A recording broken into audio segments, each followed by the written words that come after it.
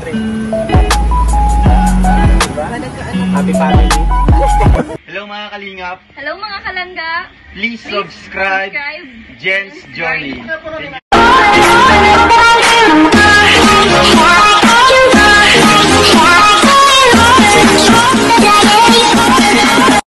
Hello mga kalingap at mga kalangga. Welcome back to my YouTube channel, Jen's Journey. So for today's video, syempre magre-reaction po tayo sa vlog ni Kalingap Tatay Papsi. But before that, syempre wag po natin kalimutan suportaan ang founder ng Kalingap, syempre Kuya Bal Santos Matubang, Ate Edna Vlogs, Kalingap Rab, at syempre ang buong team Kalingap, syempre Ruel of Malalag, Rachel Morales, Ate Lorny TV, Daddy Donut, syempre Kuya Red Nabeno and Kuya Brooks, and of course ang mga ambassador, lalo na po sa Davao, Ambassador Rhea Olarte, Mick Agnes Vlog, Kalingap Angeli, Kalingap Baby Girl, Kalingap John London Official, Kalingap Awi, and syempre ang ambassador ng Gumaga, syempre si Pastor J. Morello Vlogs, and Kalingap Lydia Billones TV, Maramara 77, and si Kalingap Jose, Kalingap Tatay Papsi, and Kalingap Gilbert, at marami po pong iba. Buong team Kalingap, siyempre, and The Rock, ang team ni Rowella, Alex Librada, Vegas Kim, Alpi TV, siyempre, Regan Vlog, GRO, and of course, Justin Aguirre, and siyempre, Provinciano 2.0. So, eto guys, no, magre-reaction lang po tayo para mapansin nyo din. Mapansin nyo din ang mga small YouTuber na mga hindi malalakas ang views, kagaya po ni Kalingap Tatay Papsi. Shoutout po sa iyo, Kalingap Tatay Papsi. So, hindi pa po nakapanood ng full video, dalawin niyo po ang channel ng Kalingap Tatay Papsi. And syempre, like, comment, and share sa kanyang mga vlog. And of course, subscribe and click the notification bell para lagi po kayong updated sa kanyang mga upload. So, dito magre-reaction po tayo sa isang nanay. Sa isang nanay na may sakit yata to, no? Ito po yung vlog ni Kalingap Tatay Papsi, no? So, shoutout po sa lahat dyan na mga solid Rochelle, no? Kung gaano po tayo kasulit sa Rochelle, sana lahatin po natin sila kung may time po tayo, no? Malaking tulong po yan, hindi po natin pag-skip ng ads, pag-like, and pag-share sa mga vlogger. So, ito po, pansinin po natin sila para mapansin po sila, no? Makilala po sila kasi mahihina po yung mga views nila. No, kaya po nila Kalingap Tatay Papsi, ayan, yung mga nasa mga landing pad ni Kuya Bal Santos Matubang. So, syempre, andito kasi Kalingap Tatay Papsi, so, i-reaction natin tong isang nanay, no, na may sakit yata to, na anuhan niya ng gamot, or may mga gamot na maintenance. Tapos, may sakit si nanay, I don't know kung anong sakit, di binanggit doon. Pero, parang anemic yung sakit niya, no? Kasi yung sakit niya, yung kamay niya, puro na puti. Yung pinakita ni Jose, puro na puti yung kamay. So, sabi ko, anemic yata. Marami siyang gamot na iniinom. Di man binanggit kung anong sakit na meron. No, siguro anemic lang. Yun nga, na pina-check up sa ano. Yun, kaya maraming reseta. So, syempre, ang problema number 1 dito is syempre, guys, as usual na problema ang personal needs. Syempre, pera, pambili ng gamot. Nakikita ko kasi kananay, puting-puti yung palad niya, no? Puting-puti, walang dugo. So, konti lang din yung kain niya. So, Kalingap Tatay Papsi, ano lang yan, gulay, no? Gulay. Siguro yung gulay na mga kinakain nila, kumbaga, hindi siguro sila mahilig. Kasi pag ganyan, try ko din yan dati eh. Nung bago pa ako pag-anak ko, matagal akong nakalabas sa maternity. Kasi, puting-puti yung ano ko, palad, namumutla. Sabi ko nun, anemic ako. Tapos hindi ako papalabasin hanggat di bumabalik yung normal kong dugo.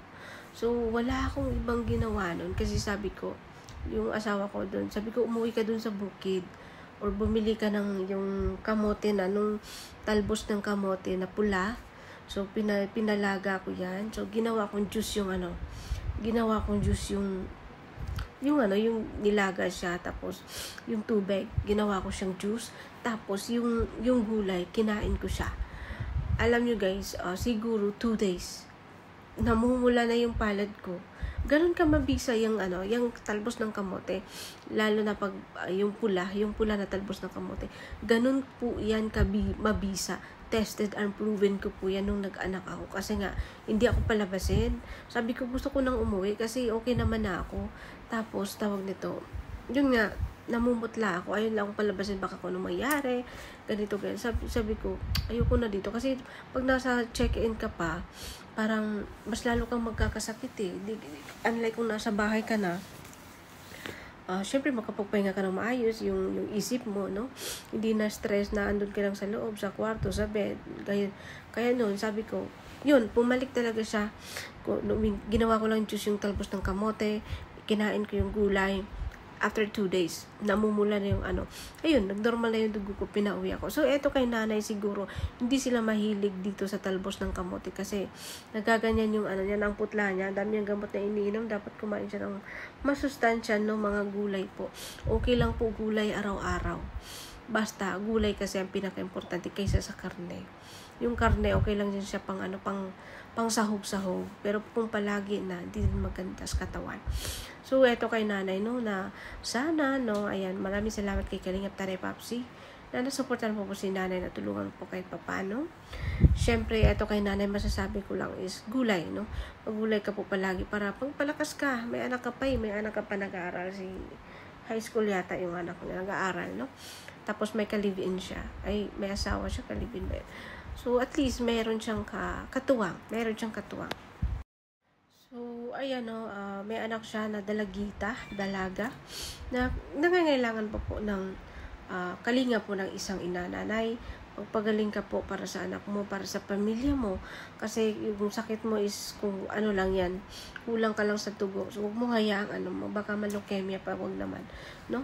Kasi yun yung pinaka, mas worst pa, hard pa rin na kung pabayaan mo lang. So, tulungan mo din yung sarili mo. Tulungan mo din yung sarili mong magpalakas. Kain ka ng kain, kahit gulay araw-araw, basta masustansya.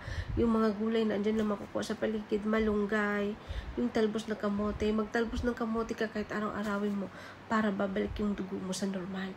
Totoo po yan, guys. Totoo po yan, nanay. No? Tested and proven ko po yan nung nag-anak ako. Kasi nagganyan din ako. Pero wala akong mininti ng gamot kasi hate ko talaga yung gamot. And then, yun nga, talbos ng kamote, ginawa ko siyang juice. After 2 days, bumalik na yung dugo kong normal. So, ganun lang po, no, nanay. Huwag po tayo mawalang nagpag-asa. Huwag po natin isipin kung anong sakit natin. Ang isipin natin, think positive. No, think positive tayo na gagaling tayo. Na may gagaling tayo na kaya natin itong lagpasan. Kasi may mga mahal ka pa po sa buhay na nangangailangan po sa'yo. Siyempre, andyan po yung anak mo. No, diba? So, isang karangalan po na mabisita nila Kalingap Jose.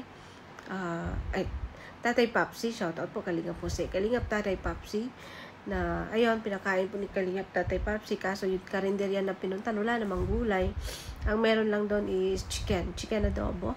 So, at least, no, pero konti lang din talaga ang kain ni nanay. Siguro kanon lang talaga yung kain niya. Pero sana gulayan niya palagi. No? Gulay-gulay araw-araw. Kahit gulay araw-araw, basta pa iba-ibang gulay. Okay yun. Okay na okay yun. No, so nanay, magpagaling ka po. No? At syempre, ano pong meron, mga grasya, mga blessing na matanggap, palagaan po natin. Kahit man po ito ay maliit o malaki, palagaan po natin, guys. And syempre, sa gusto pong tumulong at magpadala po ng blessings kay nanay, mag-share ng blessings. Kung willing nyo po akong kontakin, willing po akong ipabot kay Kalingap Tatay Papsi para po ihatid po niya dito kay nanay. Syempre, number 1 po pangangailangan isang gamot. No? Ang gamot po niya at syempre po personal needs na niya, kung bonus na lang yun, kung may mabuting puso talaga na magbigay, no? So, ayun, kontakin nyo lang ako, si Kalingap Tatay Papsi.